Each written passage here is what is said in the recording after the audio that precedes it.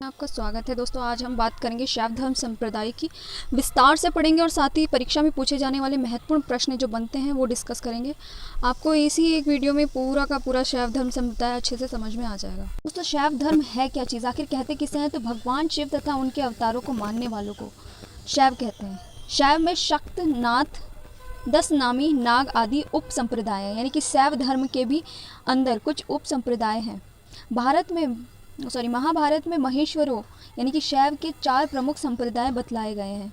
पहला है शैव, दूसरा पशुपत, तीसरा काल दमन, चौथा कपालिक। ये जो 4 हैं ये महाभारत के अनुसार बताए गए हैं शैव धर्म के 4 संप्रदाय। शैव मत का मूल रूप ऋग्वेद में रुद्र की आराधना में है। 12 रुद्र में प्रमुख रुद्र ही आगे चलकर शिव, शंकर, भोलेनाथ और महादेव कहलाए। जो शैव मत का दोस्तों मूल रूप है ऋग्वेद में वो है रुद्र की आराधना, यानी कि रुद्र यानी कि भगवान शिव की आराधना। और 12 रुद्रों में प्रमुख रुद्र होते हैं वही आगे चलकर शिव, शंकर, भोलेनाथ और महादेव कहलाए। तो ऑलमोस्ट टोटल मिला के भगवान शिव की जो आराधना करते हैं वही शैव धर्म के उपासक हैं। बात करते हैं दोस्तों शैव धर्म से जुड़ी महत्वपूर्ण जानकारी और तथ्यों की।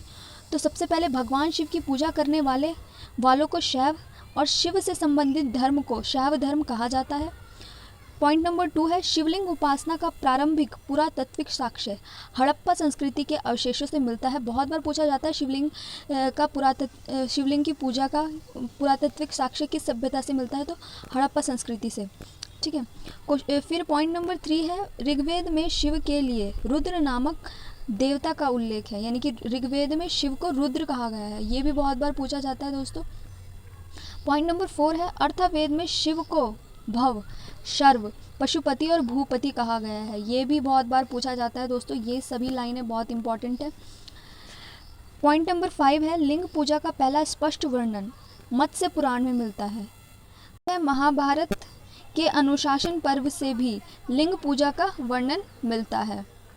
फिर है दोस्तों पशुपत संप्रदाय शैवों का सबसे प्राचीन संप्रदाय है। ये भी बहुत बार पूछा जाता है शैवों का सबसे प्राचीन संप्रदाय कौन सा है, तो पाशुपत।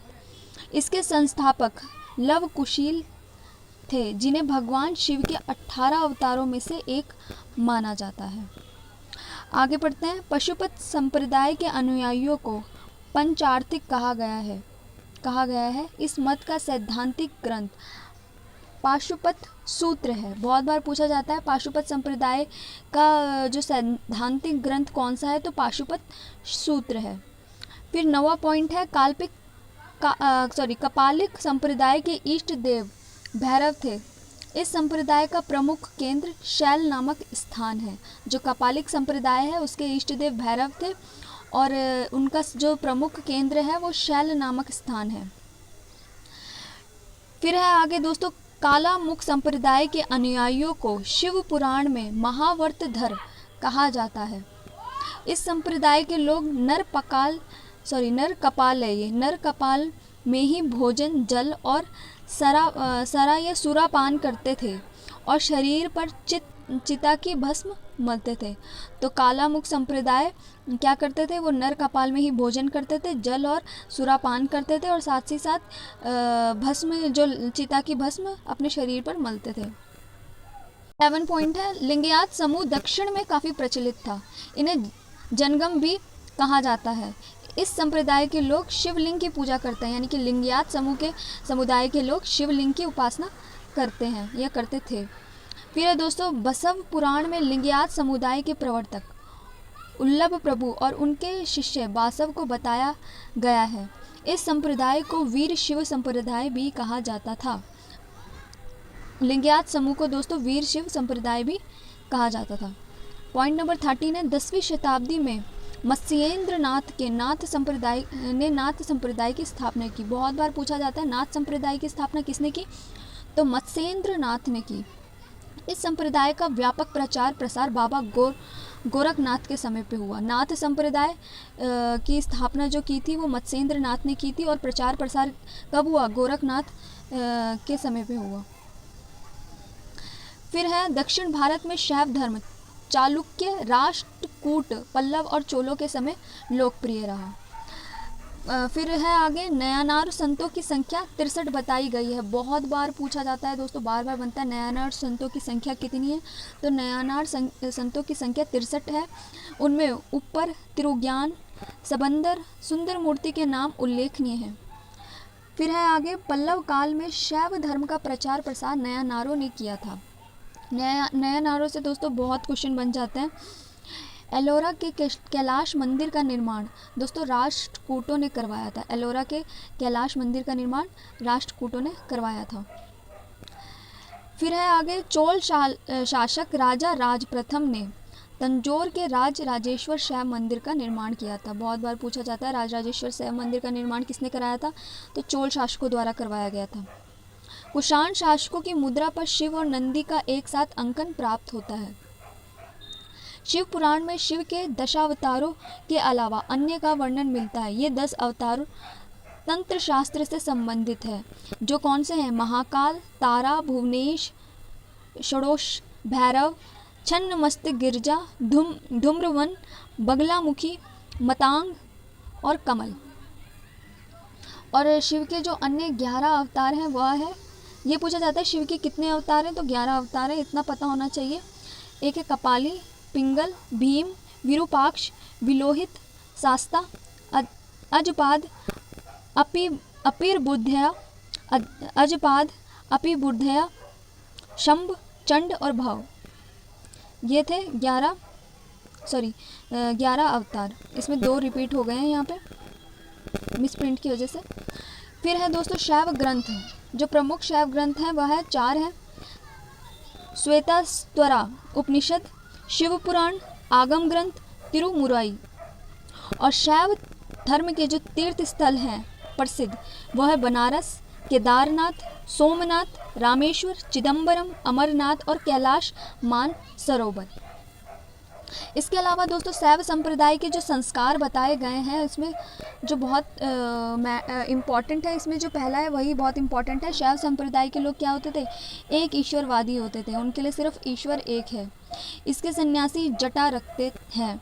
इसमें सिर तो मुंडाते हैं लेकिन चोटी नहीं रखते। वैसे आमतौर पे देखा गया है कि पंडितों द्वारा सिर मुंडाया जाता है तो चोटी रखी जाती है, लेकिन शैव संप्रदाय के लोग चोटी नहीं रखते हैं। इसके अनुष्ठान रात्रि में होते हैं।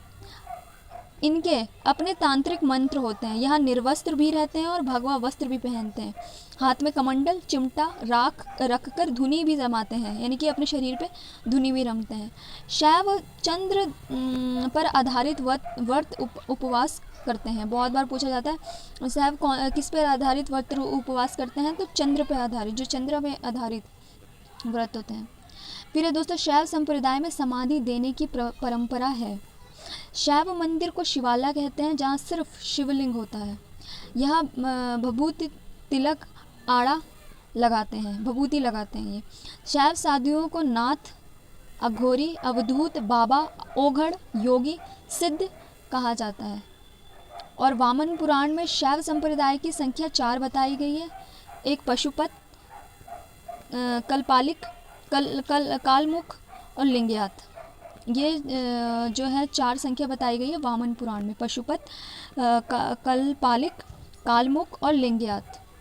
अब बात करते हैं शैव धर्म से संबंधित जो प्रश्न उत्तर बन जाते हैं पेपर में, वह कौन से हैं।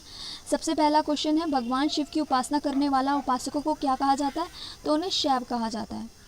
क्वेश्चन नंबर 2 है, शैव धर्म का सर्वाधिक प्राचीन संप्रदाय का नाम क्या है? तो दोस्तों बहुत बार पूछा जाता है, पाशुपत संप्रदाय सबसे ज़्यादा प्राचीन संप्रदाय है शैव धर्म का। पाशुपत संप्रदाय को मानने वालों को क्या कहा जाता है? तो दोस्तों पंचार्थिक कहा जाता है इसे, ठीक है। क्वेश्चन नंबर 4 है, वीर शिव संप्रदाय किस संप्रदाय को कहा गया है? तो लिंगयात संप्रदाय को कहा जाता है, जो सिर्फ भगवान लिंग की उपासना करते हैं। क्वेश्चन नंबर 5 है, किसके समय में नाथ संप्रदाय का व्यापक प्रचार प्रसार हुआ था? तो दोस्तों गोरखनाथ के समय में। क्वेश्चन नंबर 6 है, शिव के कौन महान उपासक ने सर्वप्रथम अपने राज मुद्रा पर शिव एवं नंदी का आकन करवाया था? किसने गुदवाया था?